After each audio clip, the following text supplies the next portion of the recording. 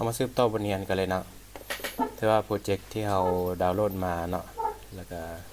เอามาเจเนเรตถือว่าโอเคแล้ววันนี้เราไปสร้างฐานข้อมูลเนาะก่อนจะสร้างฐานข้อมูลได้พวกท่านต้องไปแล่นแซมก่อนเนาะเพื่อว่า start server ของ MySQL ขึ้นมาเนาะแล้วก็เข้าไป localhost เนาะ php myadmin เนาะและที่นี้ของข้าพเจ้าคือพอร์ต8080เนาะเพราะข้าพเจ้ามีหลายพอร์ตมันจะต่ำกันเนาะเข้ามาได้แล้วเนาะพวกท่านก็ไปสร้างฐานข้อมูล new ขึ้นมาเนาะ ใส่ชื่อ Laravel employee manager system เนาะในนี้เนาะเปลี่ยนรูปแบบโค้ดเป็น UTF-8 นะ Unicode CI นะแล้วก็ create ที่ว่าเราได้ฐานข้อมูลมาแล้วเนาะนี่นะ copy ก็ได้เนาะ copy ให้มันชื่อเนาะหลังจากนั้นเราก็ไปเปลี่ยนอยู่ในไฟล์ env นะโปรเจกต์ที่พวกท่านเปิดมานะเปลี่ยน database name นี้เป็น path ใส่นะ Laravel ems นะ username ของข้าพเจ้าเป็น root password บ่มีนะ กด save นะกด save แล้ววันนี้พวกเรากลับไปเล่นเบิ่งเนาะ php artisan migrate บ่ตัวนี้พื้นฐาน Laravel เนาะพวกท่านเลย migrate นี่ว่าmigrate บรรดา table เนาะtable ที่มันมีอยู่ในนี้ขึ้นไปฐานข้อมูลเนาะอันนี้เราจะมี root มี user เนาะคือใน user นี่ข้าพเจ้าจะไปเพิ่มอีกตัวหนึ่งเนาะจะไปเพิ่มตัวหนึ่งก็คือเป็น turbo เนาะ integer ตัวนี้จะเป็น emp เด้อ id นะคือข้าพเจ้าจะเก็บอัน ผูก user ตัวนี้ไปกับพนักงานเนาะโดยที่พนักงานผู้ใดจะแม่น user ตัวใดแม่นตัวนี้จะผูกไปเลยเนาะนี่นะผูกง่ายๆอย่างนี้ก่อนเนาะโอเคนะหลังจากปรับปรุงฐานข้อมูลเรียบร้อยแล้วเนาะมีแต่ user กับ root นี่เนาะ root นี่เขาจะเก็บในส่วนนี้เนาะ root นี่ตัวนี้เลือกพิมพ์กันได้เนาะ เพราะว่าเราจะบ่จัดการอย่างมันเนาะมันจะมีก็คือseed admin seed manager แล้วก็ seed user นะโอเคเนาะเลือกตัว delete ทิมนะหลังจากนั้นก็ไปเล่น php artisan migrate นะขึ้นฐานข้อมูลที่เราเสื่อมไปนะนี่มันจะขึ้นไปนะไปรีเฟรชเบื้องฐานข้อมูลนะตัวนี้นะนี่มันจะมีตาราง user root มาอันนี้มันจะเป็น default มานำของ Laravel เลยนะแล้ววันนี้เราก็ไปเล่นเบิ่งโปรเจกต์เอานะ หลังจากที่เราเล่นแล้ว php artisan serve นะวิธีเล่น server นะcontrol คลิกนี่มันจะเป็นโปรเจกต์ที่ข้าพเจ้าได้สร้างไว้พื้นฐานไว้นะข้าพเจ้าจะไปเปิดนำตัวนี้นะเพราะว่าข้าพเจ้าได้เปลี่ยนฟอนต์ตัวนี้เป็น Pexelat OT นะคือเราเปลี่ยนอยู่ไสเราจะสามารถเปลี่ยนตัวนี้ก็ได้นะนี่นะตัวอย่างมานี่นะเปลี่ยนเราก็เข้าไป setting เนาะmore tool บอก ตัวของมัน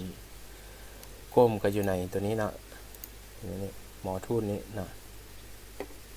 อยู่ใน setting นะเปลี่ยนตัวฟอนต์ใส่แล้วฟอนต์นะ custom font นะแล้วเอาตัว standard font เป็น Pexelat OT นะถ้าว่าอยู่ในตัวนี้ข้าพเจ้าก็จะเปลี่ยนในซะนะ setting นะมีบออยู่ใส่แล้ว font family language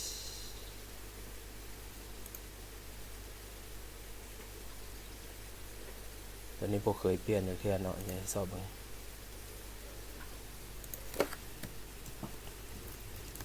เป็นฟอนต์ยัง Microsoft เองนะ Microsoft เองนะ ใส่ได้โกโก้นี่อย่างก็ได้นะเข้าไป Microsoft เอง3 dot นะ under font นะนี่นะ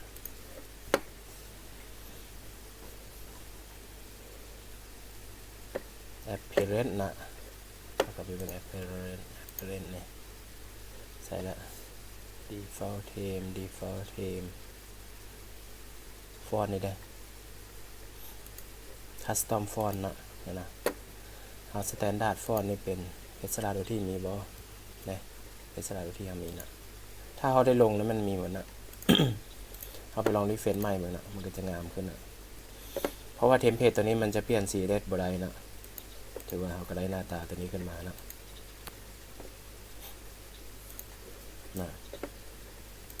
เขาจะเข้าระบบได้ในใดเนาะฐานข้อมูลเขายังบ่มีข้อมูลนะฐานข้อมูลเขายังบ่มีข้อมูลนะยังบ่มีอย่างเลยนะข้าพเจ้าจะไปเพิ่มใส่นะโดยที่ว่าข้าพเจ้าจะไปอินเสิร์ตใหม่นะข้าพเจ้าจะใส่ตัวทมิตก็คือแอดมินนะโฟน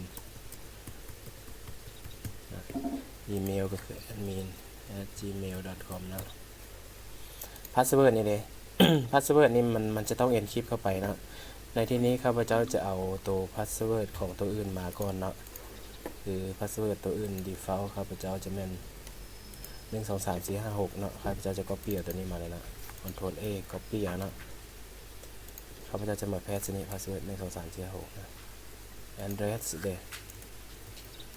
ห้วยหงนะ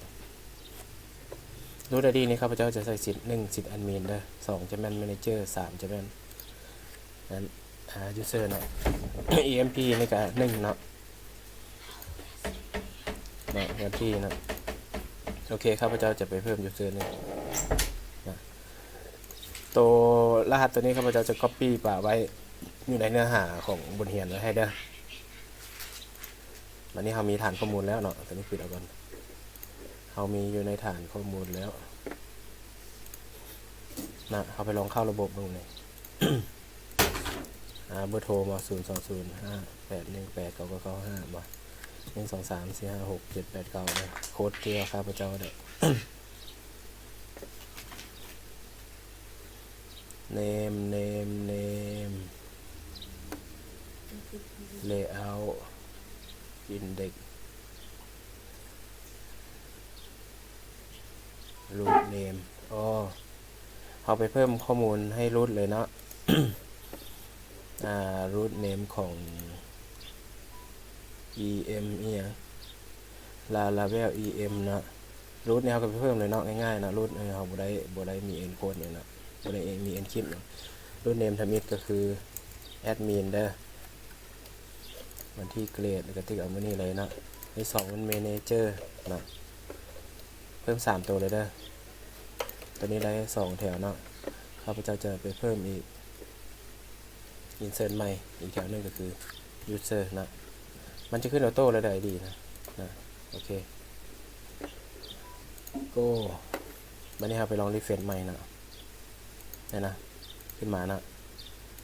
สินนำไซต์ระบบมาที่เราเพิ่มเมื่อกี้มี3เนาะผู้ไซต์ก็มี1นะ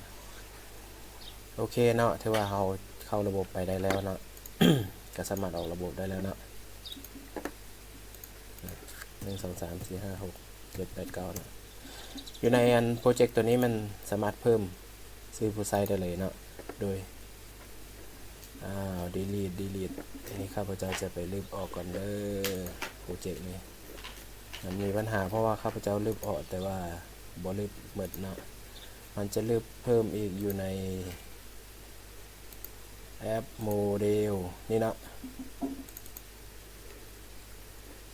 รูทนี้เสร็จแล้วอันโนคอลัมน์เดลจะแม่นอยู่ในคอนโทรลเลอร์นะพวกท่านไปลืบเอาเลยนะรูทยูเซอร์นะตัวนี้นะเอาออกเลยนะเปลี่ยนจากตัวนี้เป็นออกเพราะว่าตัว delete ครับพระเจ้าได้รูปทิมเลยนะรูทตัวนี้เอาออกเลยนะรูทออกเปลี่ยนเม็ดนะ เปลี่ยนเลยเด้อเพราะว่าข้าพเจ้า delete อันตัวคอลัมน์นั้นทิมแล้วเนาะแต่ลองรีเฟรชใหม่ดูใช่ละเมื่อกี้นี่นะโอเคได้นะแก้ไขเดโอเคได้แล้วนะคือว่าโปรเจกต์เฮาท ที่ว่าจะเกี่ยมพัฒนาต่อไปถือว่าสำเร็จเนาะข้าพเจ้าขอจบส่วนนี้ก่อนขอขอบใจเจ้า